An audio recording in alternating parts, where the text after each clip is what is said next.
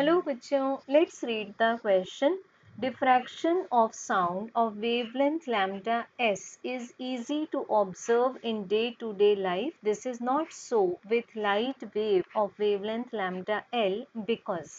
So बच्चों, हमें यहाँ एक क्वेश्चन पूछा हुआ है कि साउंड वेव जिसकी वेवलेंथ को हम कंसीडर कर लेते हैं लैम्डा एस और लाइट वेव जिसकी वेवलेंथ को हम क्वेश्चन के अकॉर्डिंग कंसीडर कर लेते हैं लैम्डा एल.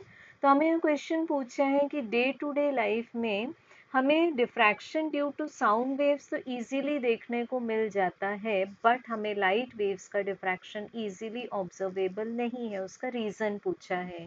तो बच्चों यहाँ रीज़न है द डेफिनेशन ऑफ डिफ्रैक्शन. अब डिफ्रैक्शन को जब हम डिफाइन करेंगे तो this is the bending of waves. कोई भी टाइप की वेव हम मान लेते हैं, साउंड वेव और लाइट वेव. तो बेंडिंग ऑफ वेव्स कहाँ होगी? बेसिकली ऑन द वेज और the corners of N obstacle. अब बच्चों कब बेंडिंग होगी, इसके लिए एक मैंडेटरी कंडीशन है कि जो साइज ऑफ ऑब्स्टेकल होगा वो करीब करीब इक्वल होना चाहिए या फिर सेम ऑर्डर में होना चाहिए ऑफ द वेवलेंथ.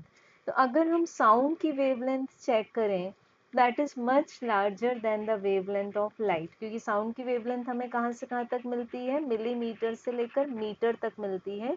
और जो डेली ऑब्स्टेकल्स होते हैं इनका साइज इस रेंज में आ सकता है. बट जो लाइट की वेवलेंथ मिलती है हमें, यहाँ हम बात करेंगे विजिबल लाइट की, तो वो मिलती है हमें एंगस्ट्रॉम में. And as we know 1 angstrom is 10⁻⁻10 metre, जो कि डेली लाइफ में ऑब्स्टेकल के साइजेस में इम्पॉसिबल है ऑब्टेन होना. सो हम देख सकते हैं कि साउंड के केस में क्या हो रहा है, size of obstacle is nearly equal to the wavelength of the sound waves. So we can say that this reason suffices the condition for diffraction. So option A तो incorrect है, option C भी incorrect है, and option D sound waves are longitudinal and light waves are transverse, ये reason diffraction के लिए responsible नहीं है. जबकि ये हमें क्या बताता है? The differences in the nature of wave for the polarisation. तो ये भी इनकरेक्ट है.